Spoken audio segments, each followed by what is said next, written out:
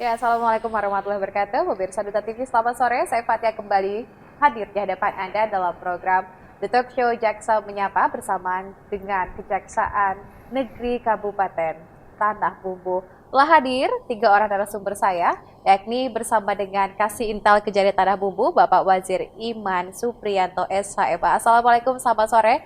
Pak Kasih Intel, apa kabar? Waalaikumsalam, selamat sore. Alhamdulillah baik, Pak. Baik, di sebelah sana juga ada Bapak Mahendra, selaku Jaksa Fungsional Bidang Intelijen. Selamat sore dan selamat berjumpa kembali. Apa kabar? Sore Mbak, kabar baik. Baik, senyumnya luar biasa ya. Dan yang terakhir bersama dengan Bapak Hanindyo Budi Danarto SHMA selaku Jaksa Fungsional Bidang Intelijen. Selamat sore Pak Hanin. Apa kabar sore hari ini? Ya, kabar baik Mbak, selamat sore. Baik, kita akan bicara tema yang sebentar lagi akan dilaksanakan pada tanggal 27 November 2024. Apalagi kalau bukan pilkada atau pemilihan kepala daerah serentak se-Indonesia termasuk baik itu pilgub, pilbub maupun pilwali di 13 kabupaten kota. Langsung saja tema kita pada hari ini adalah peran kejaksaan dalam menyukseskan pilkada 2024. Saya ke Pak Wazir dulu nih selaku Kasih Intel Kejari Tanah Bumbu. Seperti apa mungkin wewenang dari kejaksaan dalam pelaksanaan pilkada tentunya di 2024 ini, Pak Wazir? Ya, wewenang kejaksaan dalam pilkada itu terutama dalam hal penindakan, ya, penindakan tindak pidana pilkada. Kemudian kami juga mendapatkan instruksi dari Jaksa Agung. Baik. Sudah keluar instruksi nomor 4 tahun 2024. Instruksi itu memberikan kita kewenangan bahwa kejaksaan harus memetakan AGHT yang akan terjadi dalam pelaksanaan pilkada, kemudian terhadap tindak pidana yang nantinya harus kita selesaikan, dan tindakan-tindakan strategis yang harus kita lakukan untuk mensukseskan pilkada. Baik, biasanya kan memang kejaksaan tidak berdiri sendiri. Ada mungkin instansi yang terkait yang tergabung dalam Gakumdu. Seperti apa, Pak Hanin? Dalam Gakumdu, kejaksaan memang melakukan kewenangan di bidang penegakan hukum, Pak. Gakumdu ini ada 3 instansi di dalamnya, Baik. yaitu Bawaslu, Kepolisian, dan Kejaksaan. Nah, Gakumdu ini akan mulai bekerja apabila ditemukan adanya indikasi tindak pidana pemilu. Baik. Ya, soalnya dalam suatu laporan masyarakat atau pengaduan itu bukan hanya tindak pidana saja pemilu yang terjadi, tapi bisa juga pelanggaran kode etik, kemudian pelanggaran di luar undang-undang tindak pidana pemilu, kemudian pelanggaran administrasi, dan juga bukan pelanggaran. Jadi masing-masing memiliki prosedur tersendiri dalam menanganinya. Dan apabila ditemukan adanya indikasi kuat tindak pidana pemilu, maka Gakumdu mulai menjalankan fungsinya dalam penegakan hukum tindak pidana pemilu. Baik, saya ke Pak Mahendra. Di Kabupaten Tanah Bumbu sendiri, adakah posko pemilu? Seperti apa? Kebetulan Mbak, kami Kejaksaan Negeri Tanah Bumbu dari Pilpres Pileg kemarin, kita sudah membuat posko pemilu, Mbak. Apa tujuannya dan apa mungkin manfaat adanya posko pemilu itu sendiri, Pak Mahendra? Satu, tentu itu wadah kami, Mbak, terutama khususnya Gakumdu, untuk mungkin berkoordinasi, menyamakan persepsi dan pemahaman antara instansi di dalam Gakumdu itu. Dan kebetulan Gakumdu itu kan ada dari unsur kepolisian, dari unsur kejaksaan, dan juga dari Bawaslu itu sendiri. Nah, selain itu posko pemilu itu juga dijadikan wadah untuk menampung aspirasi dari masyarakat. Atau misalnya masyarakat ada menduga ada tindak pidana pilkada, bisa dia melaporkan ke situ. Untuk nanti kami teruskan kepada Bawaslu, dan memang ketika nanti ditemukan memang adanya laporan atau dugaan tindak pidana, nanti ditelaah terlebih dahulu oleh teman-teman Bawaslu dengan didampingi dan dibantu oleh kami dari unsur kejaksaan dan kepolisian, apakah itu suatu tindak pidana ataukah itu hanya pelanggaran administrasi, bukan Baik. pidana. Nah, jadi memang selain itu juga di posko pemilu itu tempat-tempat apa ya juga bisa sebagai wadah penggalangan kami, Mbak, untuk terkait dengan tupoksi kami dalam hal pemilihan kepala daerah yang tadi sudah disebutkan oleh Pak Kasihtal kita ini. Baik, tadi kan posko pemilu didirikan bukan hanya saat pemilihan kepala daerah, tapi dari Pileg dan juga Pilpres kemarin. Seperti apa? Apakah memang masyarakat Kabupaten Tanah Bumbu memanfaatkan posko pemilu atau seperti apa, Pak Mahendra? Nah, kebetulan ya memang tidak banyak, Tapi ada ya? ada beberapa yang memang datang untuk mungkin sekedar misalnya ada kepala desa untuk sekedar koordinasi, Baik. karena kan mereka ini kadang kala dilema, Mbak. Ada yang menganggap saya kadang nggak enak ada calon yang pingin saya hadir, pingin saya ini, tapi Padahal saya tidak takut boleh salah. ya. Nanti saya dianggap melanggar undang-undang pilkada, undang-undang pemilu, kena saya. Jadi terdakwa nanti. Nah, kadang itu jadi wadah konsultasi juga di Puskes itu. Jadi apapun itu yang terkait dengan pilkada pemilu kemarin, kami siap menampung aspirasi, konsultasi dengan teman-teman, dengan masyarakat semuanya secara luas. Dan memang itu harapan kami selain untuk menemukan ancaman, gangguan, hambatan serta tantangan yang mungkin bisa terjadi, tapi itu juga bisa bagi kami untuk memberikan konsultasi lah, memberikan pencerahan kepada masyarakat terkait janganlah kamu melakukan kegiatan A, kegiatan B semata-mata karena kami sayang sama masyarakat supaya mereka nggak terjerumus untuk melakukan tindak pidana. Itu, Mbak. Dengan alasan ketidaktahuan nanti Iya, alasannya betul. begitu ya. Saya ke Pak Wazir ya. Apa saja mungkin yang masuk dalam tindak pidana pemilu ini sendiri, Pak Wazir? Ya, tindak pidana pemilu yang sering kali terjadi di masyarakat itu ketidaknetralan ASN. Oke. ASN yang seharusnya netral, kemudian dia mengkampanyekan salah satu pasangan calon, itu tentunya ada tindak pidananya kan. Tindak pidana itu dilanggar oleh ASN tersebut. Karena kita kan terikat dengan janji dan sumpah Kode ASN etiknya ya, baik. kode etik ASN yang kita tidak bisa kita langgar gitu loh. Kita harus netralitas yang dimaksud ini bukan berarti kita tidak melakukan apa-apa, tapi kita mempunyai kewajiban untuk mensukseskan jalannya pilkada itu. Supaya pilkada yang tadinya sudah Pileg, kemudian Pilpres, dan saat ini pilkada gitu kan, partisipasi pemilih yang bisa banyak, terutama di Tanah Bumbu. Tanah Bumbu ini kan agak unik ya, agak unik. Pasangan calonnya itu hanya satu, melawan kotak kosong. Yang kita takutkan itu memang di partisipasi pemilih yang rendah, gitu. Karena jangan sampai di masyarakat terbentuk stigma tidak dipilih pun pasti menang. Artinya kalau sudah ada stigma seperti itu, perspektif seperti itu, otomatis tingkat partisipasi akan sangat rendah. Nah, itu yang kita harus jaga, bagaimana supaya masyarakat mau nih ikut pesta demokrasi yang diadakan di daerah Tanah Bumbu, supaya aspirasi kita, hak pilih kita bisa tersampaikan, bisa digunakan. Baik, jangan sampai masyarakat bersifat apatis ya, karena mereka merasa ini melawan kotak kosong, ya sudah tidak usah datang begitu. Saya ke Pak Hanin nih, bicara soal kotak kosong ini hal yang menarik. Apakah memang menurut Pak Hanin sendiri, Tanah Bumbu masuk dalam kategori yang aman, Pak? Karena kan biasanya dalam sebuah pilkada bisa 2, bisa 3, bisa 4 calonnya, tapi untuk di Tanah Bumbu ini tunggal, Pak, melawan kotak kosong. Apakah tanggapan Pak Hanin, ini sudah masuk dalam kategori aman, Pak, yang bebas dari ADHT tadi? Seperti apa, Pak Hanin?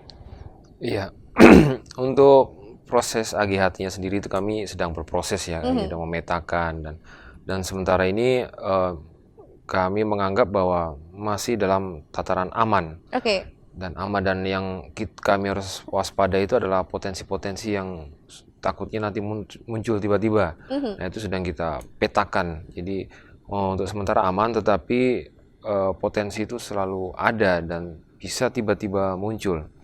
Dan itu yang sedang kami kerjakan untuk memetakannya. Baik, untuk Pak Mahendra nih Pak, bicara soal pemetaan ya, apakah memang sudah ada daerah-daerah yang dipetakan rawan, baik itu rawan konflik atau mungkin rawan terhadap pendistribusian logistik dan lain sebagainya, Pak Mahendra? Iya, memang dalam pelaksanaan pilkada ke depan ini, Mbak, kami sudah memantau dari jauh-jauh hari. Dan memang itu tupoksi kami di bidang intelijen, Mbak, untuk memetakan tadi yang dikatakan oleh Pak Kasintel dan Pak Hanin, ancaman seperti apa, gangguan seperti apa, hambatan serta tantangan yang bakal bisa terjadi, di tanah bumbu ini. Nah, kami petakan daerah mana yang kemungkinan ada rawan konflik isu SARA atau apa. Ini kami semua petakan, Mbak. Dan tentu kami berkoordinasi juga dengan stakeholder lain.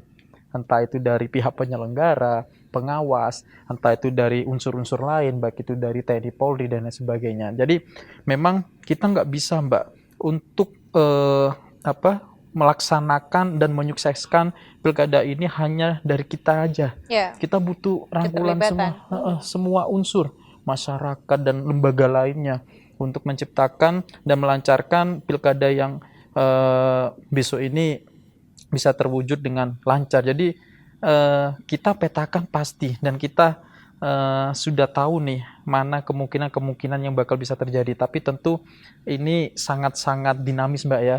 Jadi memang kita harus tetap melihat secara pasti bagaimana kecenderungan wilayah-wilayah tertentu ini bisa terjadi konflik.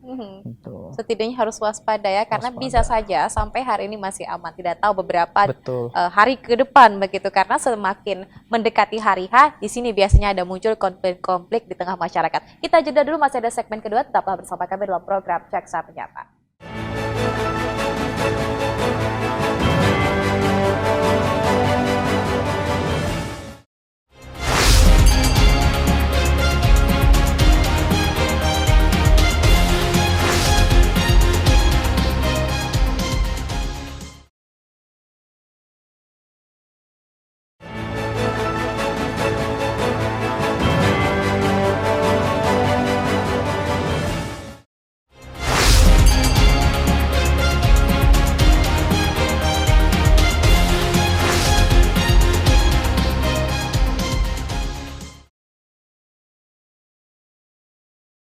Baik pemirsa, kami kembali dengan tema yakni peran kejaksaan dalam mensukseskan Pilkada 2024.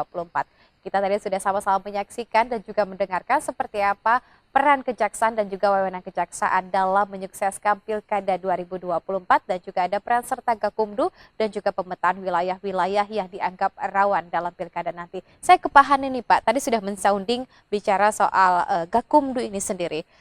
Nah, apakah memang hanya yang berkaitan tindak pidana pemilu kepada si pasangan calon atau juga ada masyarakat di sana, Pak? Pak Hanin? Laporan atau temuan dari Bawaslu. Nah, ketika Bawaslu menerima laporan ataupun menyatakan ada temuan, itu kami mendampingi sebagai jaksa Gakumdu. Nah, di situ kemudian 1 kali 24 jam itu dimasuk dalam pembahasan pertama nanti. Baik. Jadi besoknya pembahasan pertama. Nah, di situ kami menentukan apa pasalnya, saksinya siapa aja yang mau diperiksa, kemudian apa barang buktinya yang harus diperoleh gitu. Di situ kami rapat. Nah, tapi itu belum menentukan ini tidak pidana atau bukan, belum. Nah, di situ setelah mengumpulkan, memeriksa saksi-saksi, kemudian memeriksa alat bukti, memeriksa barang buktinya apa yang ditemukan. Nah, di situ baru nanti akan diadakan di pembahasan kedua. Nah, di pembahasan kedua nanti ditentukan apakah ini tidak pidana pemilu atau bukan. Nah, jikalau ini memang tidak pidana pemilu, maka Bawaslu akan meneruskan laporan itu ke kepolisian. Baik. Nah, di situ peran Gakumdu merapatkan bersama, menentukan apakah ini tidak pidana pemilu atau bukan. Gitu. Baik, baru jika memang sudah ditetapkan, baru lanjut begitu ya. Ya, lanjut Bisa ke saja laporan di sana polisi. selesai ya Pak ya, kasusnya seandainya tidak memenuhi syarat begitu. Oh ya, itu sebenarnya ada outputnya, dia pelanggaran atau bukan. Kalau bukan pelanggaran, dia dihentikan. Kemudian kalau pelanggaran di luar undang-undang pemilu Mhm. itu ke instansi terkait lainnya. Baik. Kemudian kok pelanggaran administrasi itu ke jajaran KPU. Mhm. Kemudian pelanggaran etik itu ke DKPP. Mhm. Kemudian kalau ada tindak pidana, nah baru melakukan pelaporan ke kepolisian untuk masuk ke tahap penyidikan, penuntutan, putusan, dan eksekusi. Baik, berarti ada memang kewenangan instansi masing-masing begitu Ya, untuk menangani tindak pidana tersebut. Saya ke Pak Mahendra dulu nih. Tadi kan saya sudah sounding bicara soal kerawanan bukan hanya dari sisi lingkungan masyarakatnya, tapi juga dalam pendistribusian logistik. Kira-kira apa mungkin peran serta rekan-rekan kejaksaan dalam memastikan distribusi logistik ini aman? Karena kan kita tahu secara geografis wilayah Tanah Bumbu ini juga masuk dalam salah satu wilayah yang rawan secara geografis. Silakan, Pak Mahendra. Dan apalagi Tanah Bumbu ini luas banget, Mbak. Mhm.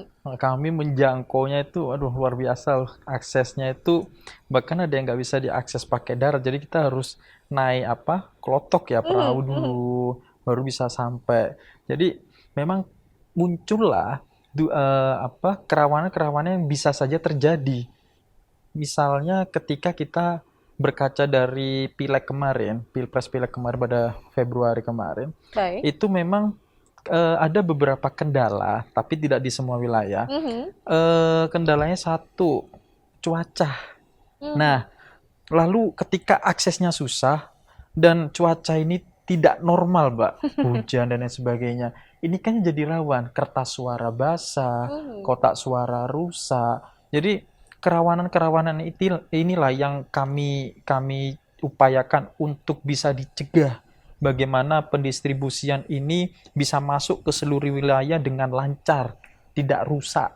Nah, karena maka oleh karenanya itu KPU menggandeng kami, menggandeng kepolisian dan juga TNI supaya bagaimana kita bersama-sama gotong royong untuk pendistribusian ini bisa terkirimkan dengan baik, Mbak.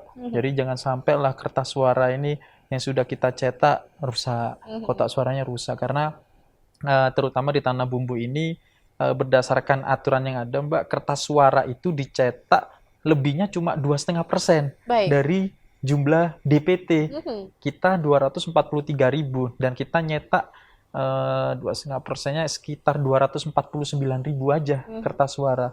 Kalau seumpama banyak yang rusak gimana? Nggak siap kita nanti untuk melakukan coblosan waktu 27 November itu. Baik, Pak Mahendra, kalau sekedar rusak mungkin bisa, tapi kalau sekedar tidak aman terhadap surat suara seperti itu, seperti apa? Kalau logistiknya, kalau mungkin rusak karena faktor cuaca masih dalam kategori aman ya, tapi kalau misalnya surat suara disalahgunakan, apakah memang juga ada di sana peran kejaksaan untuk mengawal sampai surat suara atau logistik itu aman kembali ke tempatnya? Nah, Pak Mahendra.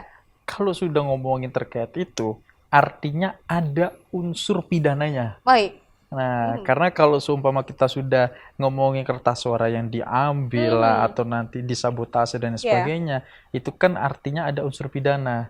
Dan itu nanti urusan teman-teman di Gakumdu untuk memproses itu, apakah ini layak untuk dilakukan penuntutan atau tidak. Dan tentu upaya-upaya yang kami bisa lakukan, terutama dari kejaksaan, kami ikut mendampingi teman-teman Bawaslu dan KPU ketika misalnya ada pendistribusian seperti seal masuk aja, kunci kotak suara masuk ke Tanah Bumbu, kami pantau, Mbak. Oke. Ikut memantau bersama dengan teman-teman kepolisian dan juga TNI. Kertas suara masuk ke wilayah kami, pantau. Jalannya, Nah, jalurnya ya. iya, jadi kami benar-benar memastikan bagaimana seluruh logistik ini rangkaiannya terkirim dengan baik di wilayah kita. Baik, itu salah satu peran kejaksaan. Saya ke Pak Wazir nih, karena memang tadi disebutkan di awal ya, bahwasanya partisipasi pemilih itu juga menjadi tanggung jawab sebuah termasuk dari kejaksaan. Langkah apa mungkin yang dilakukan oleh rekan-rekan kejaksaan, Pak, untuk meningkatkan partisipasi pemilih? Apalagi ini hanya calon tunggal, yang dilawan adalah kota kosong. Bisa saja masyarakat malah enggan datang, atau mungkin masyarakat datang tapi memilih kota kosong. Pak Wazir, apa mungkin peran sertanya? Komisi Pemilihan Umum KPU selaku penyelenggara pilkada tentunya harus benar-benar mencari solusi gimana caranya supaya masyarakat peduli dengan kontestasi ini, Ya. dengan pilkada ini, sehingga mereka mau keluar dari rumahnya, pergi menuju TPS untuk melakukan penyaluran Pencoblosan. suaranya, pencoblosan gitu kan. Nah, di situ kejaksaan juga mempunyai peran untuk mendukung KPU Baik. sebagai penyelenggara. Kita saling membantu, kita saling bersinergi supaya ke tingkat ke pemilih tingkat kehadiran masyarakat di TPS itu bisa tinggi. Karena kalau sampai dengan rendah, tentunya kan pilkada ini harus dilaksanakan ulang gitu kan. Nah, seperti itu. Itu yang betul-betul diantisipasi oleh penyelenggara pilkada, sehingga baik itu kejaksaan, baik itu kepolisian dan TNI serta unsur-unsur lainnya, kita masing-masing punya tanggung jawab yang besar untuk mensukseskan pilkada ini. Baik, harus ada tanggung jawab ya, karena memang saya sependapat.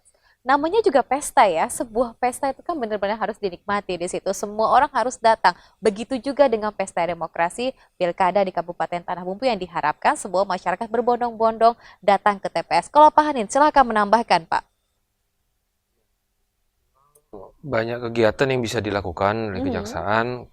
Kita bisa berkoordinasi kepada instansi terkait, kemudian mengambil langkah-langkah strategis, dan ini memang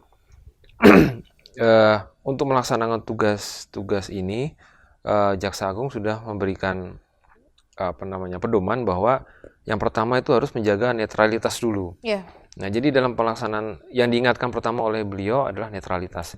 Jadi dalam melaksanakan tugas-tugas kami, melakukan pengawalan terhadap pelaksanaan pilkada, kemudian pengawalan terhadap personil Gakumdu, dan tugas-tugas lainnya itu berkoordinasi dengan KPU, dan untuk memperoleh data pemilihan itu kami lakukan dengan netralitas.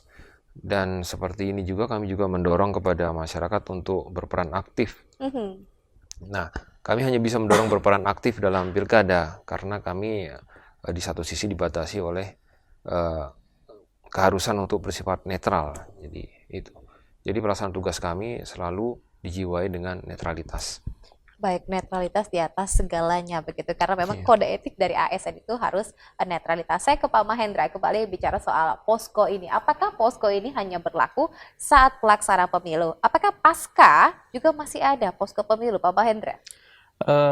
Kalau kita memang gencar-gencarnya kegiatan di posko itu memang ketika pelaksanaan dan juga pasca. Tapi yang namanya pesta demokrasi ini kan tidak tiap tahun kita selenggarakan, Mbak. Apalagi adanya undang-undang pemilu yang baru dan pilkada itu kan dijadikan barengan, Mbak, serentak. Nah, jadi apalagi tahun ini kita sudah melaksanakan pesta demokrasi sudah 2 kali nih di bulan Februari dan November besok ini, ya kemungkinan posko ini mungkin efektif berjalan mungkin setelahnya mungkin 2 bulan 3 bulan. Karena memang kita juga masih menunggukan sampai ditetapkannya pemenangnya siapa, dan setelah itu mungkin pembubaran Gakumdu dan serta secara otomatis poskonya sudah tidak relevan lagi untuk diadakan. Jadi mungkin setelah pembubaran Gakumdu itu juga posko dengan serta-merta kami alih fungsikan untuk kegiatan yang lain lagi. Baik, berarti akan berakhir setelah pelaksanaan dari pilkada itu sendiri. Berarti di awal, di tengah, dan juga di akhir. Kita jeda dulu, masih ada segmen ketiga, di mana kita masih akan bicara soal tema yang sangat menarik, yakni peran serta dari kejaksaan dalam pilkada 2024. Tetaplah bersama kami dalam program Jaksa Menyapa.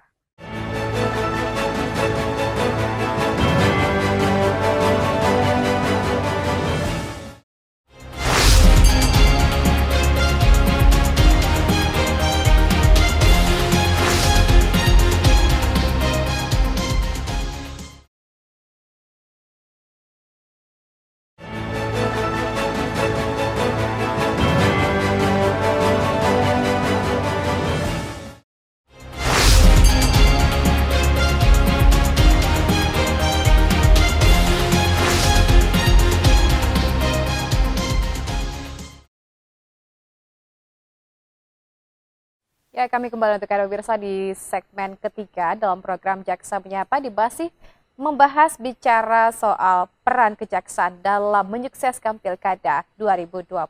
Kembali saya akan menanyakan kepada Pak Wazir nih Pak, selaku Kasih Intel Kejari Tanah Bumbu. Bicara soal peran serta dari kejaksaan tentunya dalam per bidang nih, seperti apa Pak? Mungkin beda-beda ya antara bidang satu dengan bidang lainnya. Betul. Bidang-bidang itu kan memiliki kewenangan dan fungsi masing-masingnya. Kemudian dikaitkan dengan pilkada, maka yang berfungsi ada 3 bidang. Yang pertama adalah seksi intelijen, yang tadi sudah sama-sama kami jelaskan juga bahwa kami di seksi intelijen itu mempunyai tugas untuk mengumpulkan strategi yang dipergunakan nanti untuk melaksanakan pilkada, kemudian menyusun ancaman, gangguan, hambatan, dan tantangan yang kemungkinan akan timbul dalam pelaksanaan pilkada di daerah masing-masing. Kemudian selain itu, perumusan kebijakan yang nanti akan kita musyawarahkan bersama dengan stakeholder lainnya, bisa itu Bawaslu, KPU, Kepolisian, TNI, dan yang lainnya juga, semata-mata yang tujuannya nanti adalah untuk mensukseskan pilkada. Kemudian ada seksi lainnya, yaitu seksi tindak pidana umum. Seksi tindak pidana umum akan bekerja ketika ada pelanggaran yang tergolong pelanggaran tindak pidana pemilu. Di situ akan berfungsi yang namanya Sentra Gakumdu. Sentra Gakumdu itu adalah pemusatan untuk penegakan hukum terpadu, karena di sana ada unsur kejaksaan, ada unsur Bawaslu, ada unsur kepolisian, yang nanti kita duduk bersama di dalam satu forum untuk menyelesaikan perkara-perkara yang berkaitan dengan pemilu. Karena singkatnya waktu pelaksanaan pemilu ini tentu kan harus dibarengi juga dengan efisiensi waktu yang harus benar-benar dimaksimalkan dalam penegakan hukum, terutama terhadap tindak pidana pemilu. Karena kita berkejaran dengan waktu, gitu, Pak. Kita berkejaran dengan waktu. Kalau kita menggunakan konsep hukum yang konvensional, tentunya ini akan lewat waktu semua nih, tidak terselesaikan semua. Nah, di situ fungsinya, di situ fungsinya Sentra Gakumdu ini kita duduk bareng untuk menyelesaikan tindak pidana pemilu. Kalau di konvensional kan sudah terpisah-pisah ya, ada yang namanya penyidikan, penuntutan, dan lain sebagainya. Nah, itu di sana untuk efisiensi waktu, jadi kita bisa benar-benar bisa memaksimalkan pemanfaatan waktu. Kemudian yang ketiga, seksi perdata dan tata usaha. Ketika ada perselisihan, ketika ada gugatan, maka seksi perdata dan tata usaha yang berkontribusi dalam hal yang digugat itu adalah pemerintahan daerah atau pemerintahan pusat atau instansi-instansi daerah dan pusat, seperti itu. Baik, mungkin Pak Hanin menambahkan Pak, silakan. Dari bidang datun, jaksa pengacara negara bisa mendapatkan surat kuasa khusus ketika ada keputusan KPU yang digugat. Nah, jadi bisa bersidang untuk mewakili sebagai kuasa dari KPU. Nah, kalau di bidang pidana itu, jaksa Gakumdu, jaksa di Kejari itu dia melakukan fungsi-fungsi peran penuntutan dan juga penuntutan, kemudian dan eksekusi. Nah, itu kalau kita bicara tindak pidana pemilu itu tindak pidana ini memang berbeda penanganannya dengan tindak pidana pada umumnya, iya. Karena dia harus diselesaikan dengan waktu yang lebih singkat, jauh lebih singkat. Kenapa itu Pak kira-kira? Karena memang itu didesak oleh kebutuhan informasi masyarakat atau seperti apa? Karena memang utamanya itu karena sudah diatur dalam Undang-Undang Pilkada, Undang-Undang Nomor 1 Tahun 2015 beserta perubahannya, yang terakhir dirubah oleh Undang-Undang Nomor 6 Tahun 2020. Itu memang sudah ditentukan beberapa hari pertahapannya itu. Ya. Nah, jadi kalau dalam melakukan pemberkasan itu nanti ketika laporan polisi masuk, dibuat laporan polisi tindak pidana pemilu mengenai tindak pidana pemilu, maka penyidik ini akan melakukan pemberkasan selama 14 hari. Baik. 14 hari. Dan kemudian sebelum 14 hari ini harus diserahkan ke jaksa penuntut umum untuk melakukan pra penuntutan namanya. Apa yang kurang dilengkapi. Dan itu waktunya hanya 3 hari. 3 hari. Kemudian ketika ada petunjuk dari jaksa peneliti, dikembalikan berkasnya ke penyidik. Penyidik bisa melengkapi itu dalam waktu 3 hari saja. 3 hari aja. Dan sebelum 3 hari itu diserahkan ke penuntut umum. Diserahkan ke jaksa peneliti. Nah, setelah diserahkan kembali kepada jaksa peneliti, maka jaksa bisa menyatakan berkas ini lengkap, meneliti untuk menentukan berkas ini lengkap atau tidak dalam waktu 5 hari. Jadi dalam waktu 5 hari itu dilakukan penyerahan berkas perkara, penyerahan tersangka, kemudian melimpahkan ke pengadilan dalam waktu 5 hari itu. Nah, kemudian di pengadilan ini pengadilan negeri bersidang 7 hari. Baik. 7 hari itu harus putus. Nah, kemudian apabila ada upaya hukum banding, dalam tempo 3 hari ini batas waktu untuk mengajukan banding. Kemudian kalau ada pihak terdakwa ataupun penuntut umum menyatakan banding, akan diperiksa di pengadilan tinggi itu 7 hari juga. Baik, ada temponya Iya, ya. 7 hari juga. Nah, kemudian setelah putusan banding, putusan banding tidak bisa diajukan kasasi, Mbak.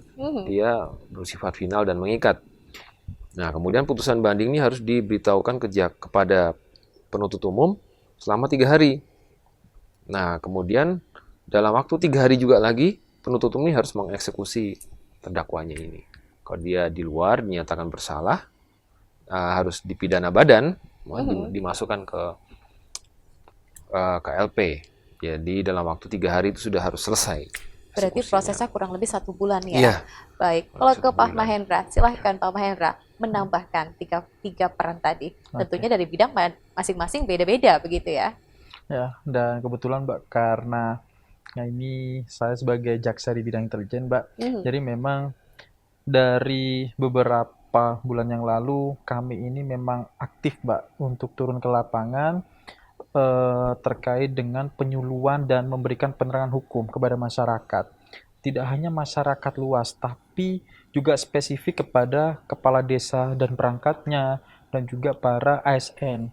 Jadi kenapa kok ini penting untuk dilakukan? Karena kita ini ngomongin tentang undang-undang pilkada, undang-undang pemilu, yang notabene ini merupakan undang-undang khusus, mengatur hukum acaranya juga sendiri tadi yang dikatakan oleh Pak Kasintel dan Pak Hanin, terkait waktunya berbeda, maksudnya tidak seperti di KUHP. Jadi memang ini dia lex specialis derogat deli generalis. Jadi memang ini undang-undang khusus, mengesampingkan undang-undang yang umum Mbak, mengatur hukum acara sendiri, lalu tindak pidananya ada berbagai macam tuh Mbak, salah satunya money politik, lalu tindak pidana terkait netralitas ASN. Baik. Nah, dan ini penting kami berikan penerangan hukum kepada masyarakat supaya teman-teman di lapangan ini nggak salah, nggak ada alasan tidak tahu kok tiba-tiba kami diproses. Nah, karena kan kadang kan ada calon yang datang ke desa memberikan sumbangan ya. atau apa, lalu foto, ada kepala desanya, Baik. pilih ini, gitu-gitu kan, apalagi ketika sudah viral, aduh sudah nggak bisa ini kita tutup-tutupin, sudah memang harus diproses gitu loh. Jadi alangkah baiknya ketika apalagi berbicara tanah bumbu yang begitu luas, makanya kami aktif Mbak untuk turun supaya masyarakat ini tidak terjerumus lah dalam melakukan kegiatan-kegiatan yang berujung pada tindak pidana. Gitu. Baik, nah saya ke Pak atau ke Pak Wajra atau Pak Hanin atau Pak Mahendra. Kalau salah satu tindak pidana pemilu adalah money politik, kemudian juga ada black campaign dan lain sebagainya, atau mungkin netralitas ASN ya, biasanya memang ujung tombaknya adalah si paslon itu sendiri. Tanggapannya seperti apa? Andai saja paslonnya benar-benar jalan yang lurus atau mungkin relawannya berjalan dengan lurus saja dalam mensukseskan pilkada, ini mungkin aman. Jika memang jalannya berkelok, ini juga pasti akan memunculkan tindak pidana pemilu. Tanggapannya, silahkan. Siapa yang akan duluan? Ya, paslon ini kan juga mempunyai tanggung jawab yang sama seperti kita gitu untuk mensukseskan pilkada. Jadi memang tanggung jawab dari paslon itu dia juga mengajak kepada konstituennya Iya. untuk pergunakan hak suara, kemudian jangan melakukan perbuatan yang dilarang oleh aturan gitu kan. Kemudian dia juga harus benar-benar menyampaikan kepada masyarakat bahwa ini pesta kita ini harus sukses. Iya. Jadi tidak hanya tanggung jawab dari penyelenggara pilkada seperti KPU, kemudian dari kami Kejaksaan, TNI, Polri, dan Bawaslu, tidak hanya seperti itu. Ini merupakan tanggung jawab bersama sehingga eh, sinergitas kita semua sangat diperlukan. Termasuk si pasangan calon itu sendiri Termasuk untuk pasangan calon, terutama menyukseskan pasangan calon. menyukseskan pilkada dengan Sukses. jalur yang benar begitu. Kita jeda dulu, kita masih akan sama-sama mendengarkan tanggapan dari Pak Mahendra dan juga Pak Hanin. Usai jeda tetap bersama kami dalam program Jaksa Menyapa.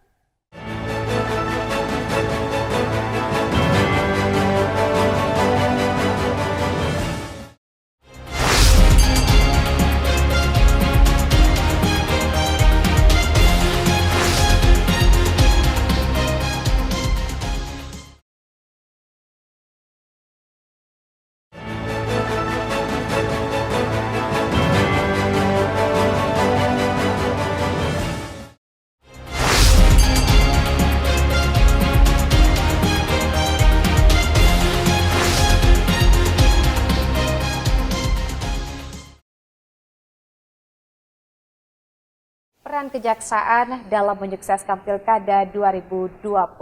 Tema yang kita ambil bersama dengan Kejaksaan Negeri Tanah Bumbu. Langsung saja, tadi saya sudah menyaunding untuk kesuksesan sebuah pemilu atau pesta demokrasi, ini keterlibatan semua pihak, baik instansi terkait seperti kejaksaan, KPU atau penyelenggaranya sendiri, Bawaslu dan lain sebagainya. Tapi juga ada peran serta dari paslon. Seandainya paslon itu bijak, otomatis pesta demokrasi juga akan benar-benar dinikmati. Tapi seandainya ada paslon yang tanda kutip di sini, otomatis juga akan menimbulkan tindak pidana pemilu di tengah masyarakat.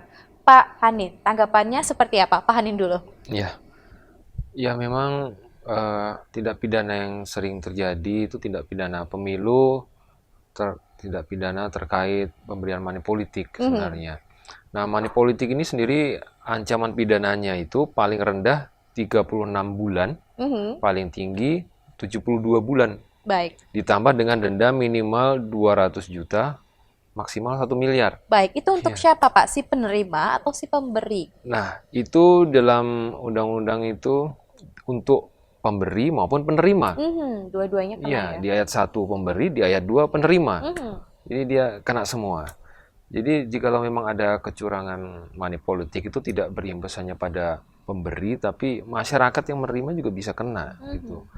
Jadi memang tindak pidana ini harus dihindari karena akibatnya dua pihak bisa kena gitu. Baik, kalau ke Pak Mahendra, silakan Pak menambahkan. Kesuksesan pilkada besok ini tergantung bukan hanya dari kita sebagai penegak hukum, bukan hanya dari masyarakat saja, tapi dari penyelenggara, pengawas, dan juga tentu paslonnya itu sendiri, Mbak. Iya. Nah, dan dalam hal demikian, paslon ini diharapkan mampu untuk sama-sama mencerdaskan pemilihnya. Nggak ada black campaign dan money politik dan lain sebagainya itu. Karena memang jangan sampai orang kita ini mau jadi pemimpin. Masa iya kita mau menjerumuskan yang mau kita pimpin? Itu kan namanya menjerumuskan, Mbak. Jadi makanya dalam kesuksesan pilkada besok ini kita harus saling bahu-membahu, saling gotong royong. Nggak bisa hanya peran dari satu lembaga saja untuk menyukseskan. Jadi dan terutama paslon, kita sangat-sangat berharap, Mbak, supaya pilkada ini, apalagi Tanah Bumbu ini hanya satu paslon nih. Insya Allah lah adem ayem, tapi tentu sama-sama supaya kita bahu-membahu untuk meningkatkan partisipatif masyarakat untuk datang pada tanggal 27 November besok untuk menggunakan hak pilihnya. Mengingat Tanah Bumbu ini pada Pilpres Pileg kemarin tingkat partisipatifnya sudah cukup tinggi. Mhm. Jadi harapan kami pada pilkada besok ini paling tidak sama lah atau meningkat itu, Mbak. Lebih baik lagi meningkat, lebih Iya, banyak begitu daripada pileg dan pilpres. Saya ke Pak Wazir lagi nih Pak. Kalau kita bicara soal partisipasi pemilih ya Pak ya, atau keterlibatan masyarakat, mungkin apa yang bisa dibantu masyarakat dalam sisi pengawasan dan juga kaitannya dengan peran kejaksaan, Pak Wazir? Ya, masyarakat itu kan yang pertama kali harus mereka rasakan itu, saya dapat apa sih kalau hadir ke TPS? Ya. Gitu. Kita bukan bicara masalah uang dan Mhm. lain sebagainya, cuman ketertarikan gitu. Kalau saya tidak datang ke TPS, apa ruginya untuk saya? Mhm. Kan kita harus memberikan informasi kepada masyarakat, ruginya itu 5 tahun loh kalau tidak Iya. datang ke TPS gitu kan.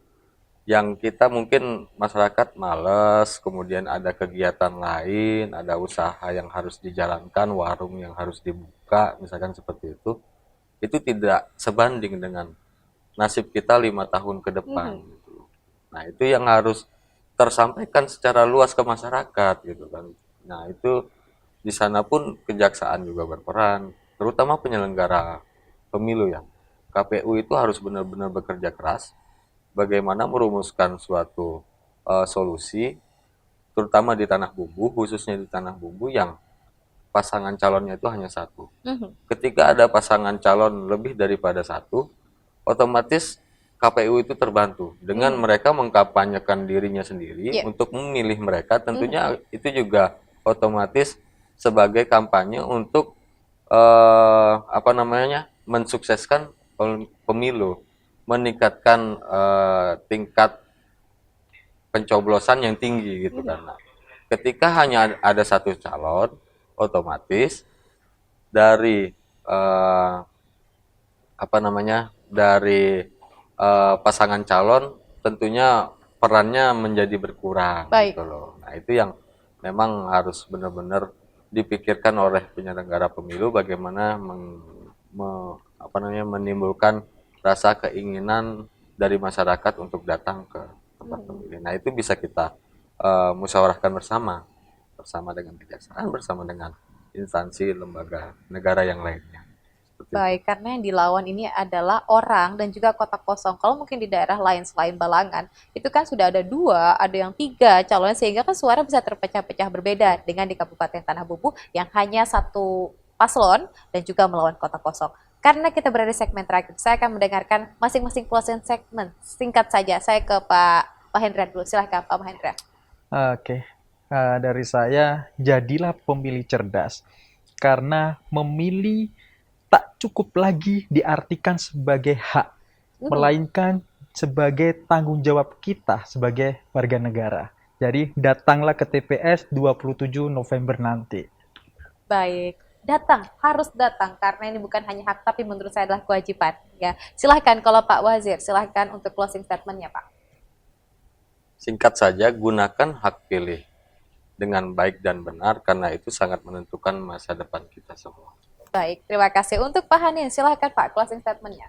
Iya, Kejaksaan Negeri Tanah Bumbu sebagai institusi yang peduli dengan pilkada tahun 2024. Nah, jangan biarkan kami peduli sendiri, tapi mari masyarakat mendukung kami dan instansi lain juga mendukung kami untuk membantu mensukseskan pilkada 2024. Sekian. Baik, terima kasih 3 orang narasumber saya dari Kejaksaan Negeri Tanah Bumbu sudah berhadir ke Studio Dota TV tentunya dengan membahas tema yang menarik yakni peran kejaksaan dalam mensukseskan Pilkada 2024 bersama dengan Bapak Mahendra selaku Jaksa Fungsional Bidang Intelijen bersama juga dengan Bapak Hanindio selaku Jaksa Fungsional Bidang Intelijen dan terima kasih juga kepada Bapak Kasih Intel Kejari Tanah Bumbu yakni Bapak Wazir Iman. Semoga dialog kita di talk show kali ini bermanfaat bagi pemirsa di rumah. Pemirsa, jangan lupa untuk berbondong-bondong datang pada 27 November 2024 ke TPS terdekat di mana DPT Anda terdaftar untuk sama-sama bergandengan tangan menciptakan pesta demokrasi yang juga aman, damai, serta sejuk. Kata saya Fatia, mewakili kerap kerja yang bertugas mengucapkan terima kasih atas kebersamaan Anda. Sampai jumpa. Wassalamualaikum warahmatullahi wabarakatuh.